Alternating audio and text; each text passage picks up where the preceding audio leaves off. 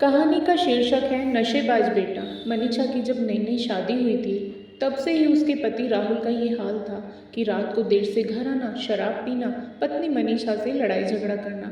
आज भी ऐसा ही कुछ हुआ। रात के 11 बज चुके थे और राहुल अभी तक घर नहीं आया था। मनीषा की सासू माँ यानी राहुल की प्यारी माताजी निर्मला जी इधर उधर टहल रही थी, बेटे के इंतजार में बेचैन थी। जब सासू माँ की बेचैनी बर्दाश्त से बाहर हुई तो बहू मनीषा से बोली, अरे मनीषा बहू, रात के 11 बज रहे हैं, राहुल अभी तक घर नहीं आया और तू चैन से बैठी हुई है। कैसी पत्नी है बहू तू, अपने पति को संभाल कर रखना भी नहीं आता तुझे। उसे फ़ोन लगा कर पूछ तो जरा कि कहाँ है और अभी तक क्यों नहीं आया और कितनी देर लगेगी उसे घर आने में। निर्मला जी अपनी बहू मनीषा को डांटते हुए बोली, मुझसे क्या पूछ रही है माँ जी?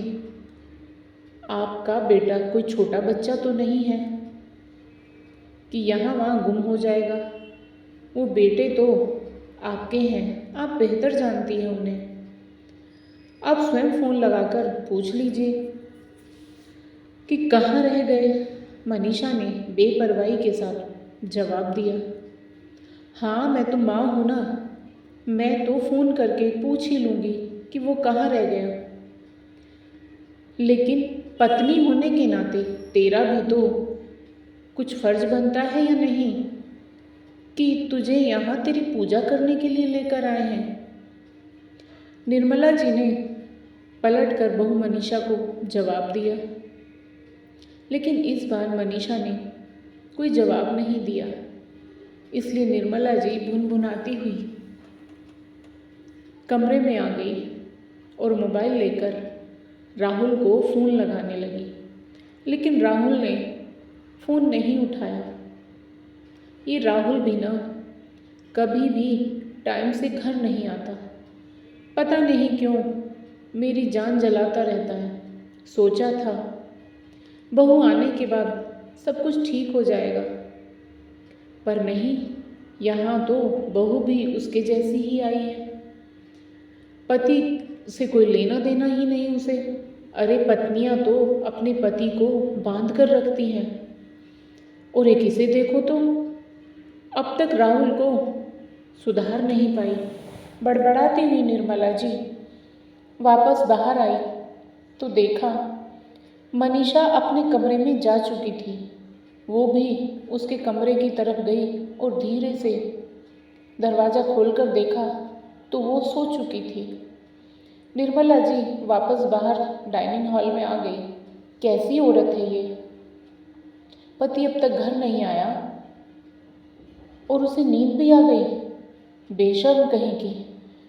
निर्मला जी ने फिर से राहुल को फ़ोन ट्राई किया, लेकिन राहुल ने एक बार भी फ़ोन रिसीव नहीं किया। आखिर वो थक हार कर वहीं ड्राइंग रूम में सोफे पर बैठ गई। रात को 12:30 बजे घर की बेल बजी। निर्मला जी ने भागकर दरवाज़ा खोला तो बाहर राहुल को नशे की हालत में खड़े देखा। वो तो खुद को संभाल भी नहीं पा रहा था। आखिर निर्मला जी ने उसे सहारा देकर जैसे तैसे घर में लेकर आई और सोफे पर बिठा दिया। कहते हैं बेटा बुढ़ापे की लाठी होता है। इस बुढ़ापे में तुझे मुझे सहारा देना चाहिए और यहाँ मैं उल्टे तुझे सहारा दे रही हूँ। अरे बेशर्म, कुछ तो शर्म कर, कब तक मुझे यूं ही परेशान करता रहेगा। निर्मला जी उसे डांटते हुए बोली, लेकिन उसे होश हो तब तो वो कोई जवाब दे। आखिर नशे की हालत में ही जब सोफे पर वो लुढ़क गया तो निर्मला जी उसे वहीं छोड़कर अपने कमरे में आ गई। जब बीवी को ही कुछ नहीं पड़ी है तो मैं भी क्या करूं? पहले एक ही खून पीता था और अब तो दो दो लोग मिलकर पीते हैं। मेरी तो जिंदगी ही खराब हो चुकी है। बड़बड़ाती हुई वो चादर तान कर सो गई। सुबह जब नींद खुली तो देखा हॉल में राहुल अभी भी सोया पड़ा था। जबकि मनीषा वहीं पास में डाइनिंग टेबल पर बैठी चाय पी रही थी। निर्मला जी को देखते ही मनीषा ने पूछा, माँ जी आप चाय पिएंगी?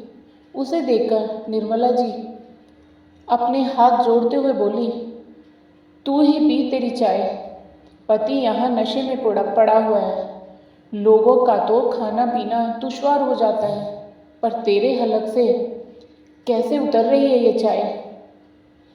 निर्मला जी की बात सुनकर मनीषा मुस्कुराते हुए बोली, क्या बात है माँ जी, आज तो बहुत ज़्यादा गुस्सा हो रही हैं आप।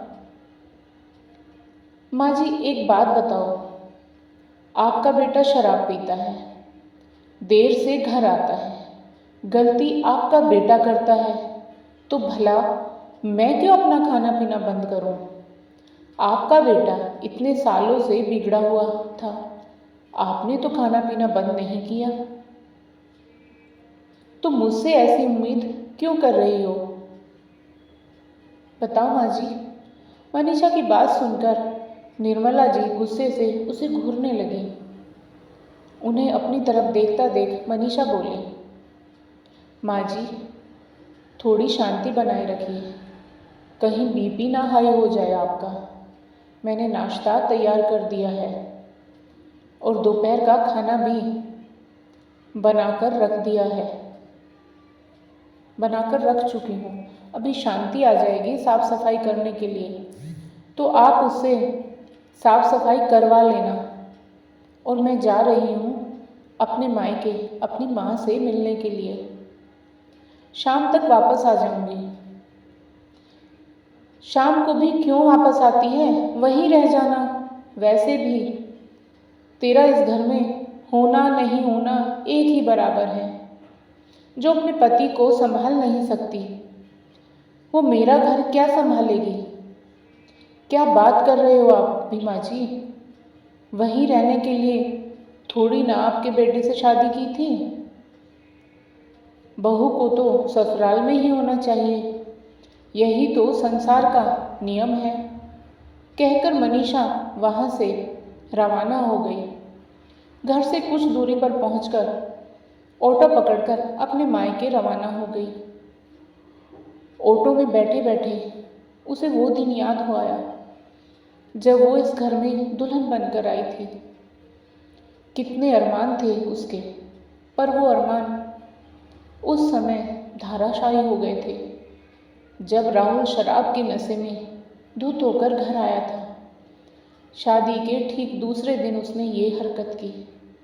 उसने हैरानी से निर्मला जी की तरफ देखा तो निर्मला जी ने बात संभालते हुए कहा था, अब बहू थोड़ी बहुत तो हर कोई पीता ही है, पर तुम आ गई हो, अब तुम संभाल लोगी, इसलिए तो इसकी शादी की है। सावित्री तो अपने पति की जान यमराज से वापस लेकर आ गई थी, तुम्हें तो सिर्फ उसे सुधारना है। निर्मला जी की बात सुनकर मनीषा हैरान खड़ी रह गई थी। मतलब अपने बेटे को सुधारने के लिए उन्होंने उसकी जिंदगी तो दांव पर लगा दी। पूरी रात मनीषा के दिमाग में यही बात चलती रही। दूसरे दिन मनीषा पग फेरे के लिए गई तो मायके वालों ने भी यही जवाब दिया, बेटा थोड़ी बहुत तो आजकल हर कोई पीता है, ये तुम पर निर्भर करता है कि तुम उसे कैसे संभालती हो। एक पत्नी चाहे तो क्या नहीं कर सकती, और फिर इसके अलावा कोई कमी तो नहीं है, थोड़ा बहुत एडजस्ट तो सबको करना पड़ता है। पिता तो उसके थे नहीं, माँ ने जरूर इतना कहा, बेटा जैसे भी हो अपना घर संभाल ले, अगर तू छोड़कर भी आई तो यहाँ तेरे भाई भौजाई रखेंगे, इसकी कोई गारंटी है क्या? जिन्होंने ये जानते हुए तेरी शादी एक शराबी से कर दी, वो तुझे यहाँ क्या रखेंगे, इसकी तू उम्मीद मत कर। मनीषा को समझ ही नहीं आया कि वो करे तो क्या करे। इसलिए चुपचाप वापस ससुराल आ गई। अब जब भी राहुल शराब पी कर आता तो मनीषा रोती, परेशान होती, पर निर्मला जी तो चैन की बांसुरी बजा रही होती।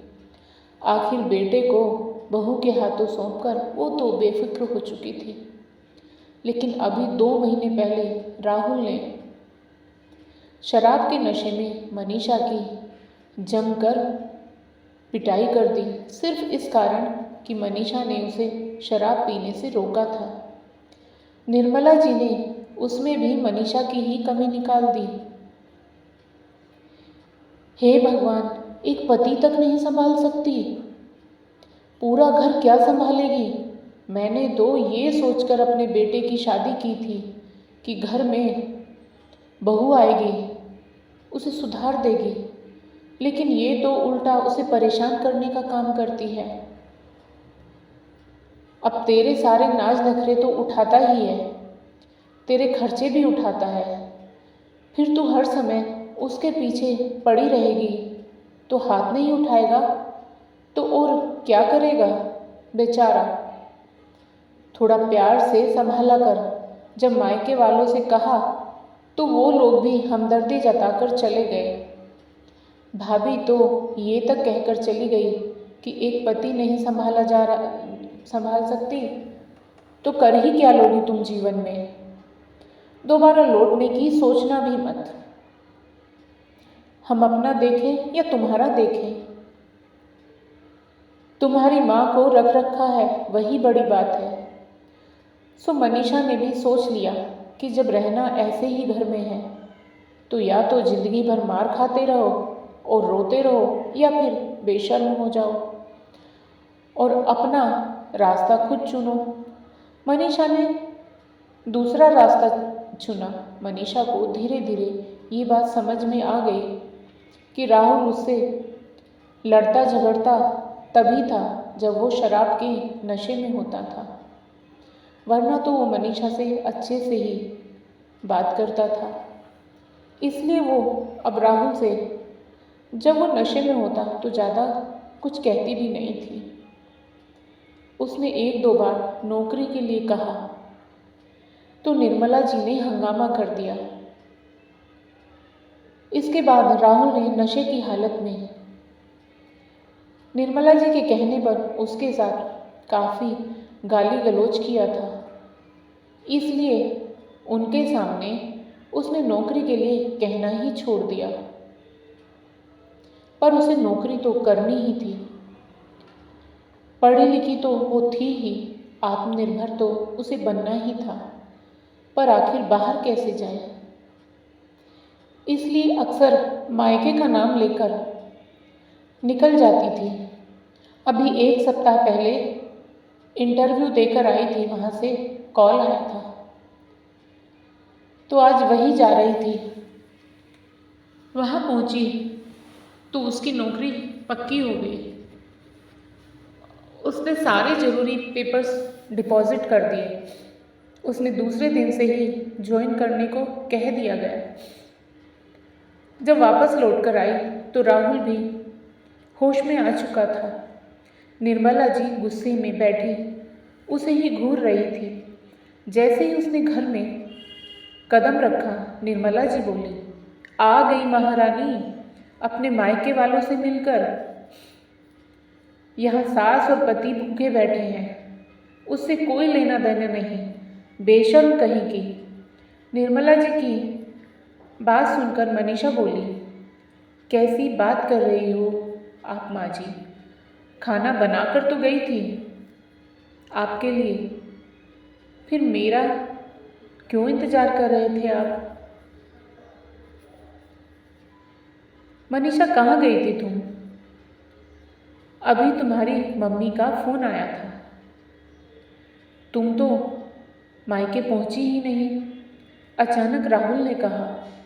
राहुल की बात सुनकर मनीषा ने राहुल की तरफ देखा और कहा, मुझे नौकरी मिल गई है, कल से ही ज्वाइन करनी है। हाँ, ये देखो, ये होता है औरत का क्रिया चरित्र। मायके का नाम लेकर पता नहीं कहाँ घूमती फिर रही है और हमारे घर की इज्जत को उछाल रही है। निर्मला जी बीच में ही बोली, माँ मैं बात कर रहा हूँ ना, आप क्यों बीच में बोल रही हैं? तुम्हें नौकरी की क्या ज़रूरत है मनीषा? तुम्हारी सारी ज़रूरत तो पूरी कर ही रहा हूँ। राहुल ने शांतिपूर्वक मनीषा से पूछा। तब मनीषा ने कहा, मुझे मेरे मायके का कोई संबल नहीं है, मुझे अपना संबल खुद बनना है, इसलिए मैं नौकरी ज्वाइन कर रही हूँ। मैं इसलिए नौकरी ज्वाइन कर रही हूँ ताकि मैं अपने अंदर इतनी हिम्मत जुटा सकूं कि मैं आपके सामने खड़े होकर कह सकूं कि आप शराब छोड़ रहे हो या मुझे।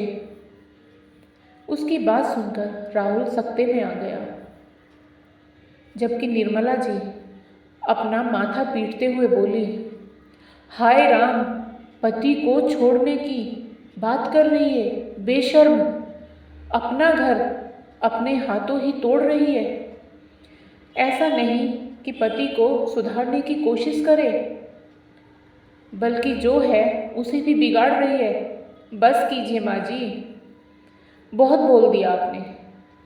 मैं कोई नशा मुक्ति केंद्र नहीं हूँ, एक इंसान हूँ जिसकी अपनी भी कोई ज़िंदगी है और मुझे अपनी ज़िंदगी के बारे में सोचने का पूरा हक है। पर मैं इस रिश्ते को तोड़ने से पहले इस रिश्ते को एक मौका देना चाहती हूँ। बताइए राहुल जी, आप नशा छोड़ेंगे या फिर पत्नी को छोड़ेंगे? राहुल काफ़ी देर तक मौन रहा, फिर कुछ सोच समझकर बोला, ठीक है, जब तुम इस रिश्ते को एक मौका देना चाहती हो तो मैं ये मौका लूँगा। कब ज्वाइन करना है तुम्हारा नशा मुक्ति केंद्र? उसकी बात सुनकर जहाँ मनीषा के चेहरे पर मुस्कुराहट आ गई, वहीं निर्मला जी बिल्कुल हैरान खड़ी रह गई। उनकी आंखों में से आंसू निकल आए। आखिर इतनी कोशिश से जो काम निर्मला जी नहीं कर पाई, वो मनीषा ने कर ही दिया।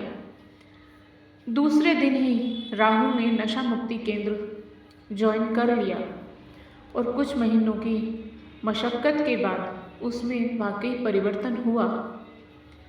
उसने शराब पीना छोड़ दिया और आज निर्मला जी अपनी उसी बेशर्म बहू की नज़र उतारती नहीं थकती।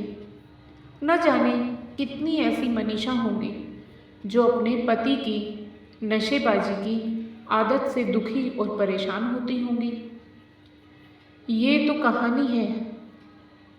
कहानी के राहुल ने तो अपनी पत्नी मनीषा की बात मान ली, लेकिन असलियत में कितने ऐसे राहुल होंगे जो उल्टा पत्नी को छोड़ देने की धमकी देते होंगे। काश कि हर एक नशेबाज करने वाला पुरुष राहुल की तरह अपनी पत्नी की बात माने। दोस्तों, आपको यह कहानी कैसी लगी? आपको यह कहानी पसंद आई हो तो कहानी को लाइक करें, शेयर करें और चैनल को सब्सक्राइब करें। दोस्तों, फिर मिलेंगे एक और नई कहानी को लेकर। तब तक हंसते मुस्कुराते रहिए, खुश रहिए। राधे राधे, हरे कृष्णा प्यारे दोस्तों।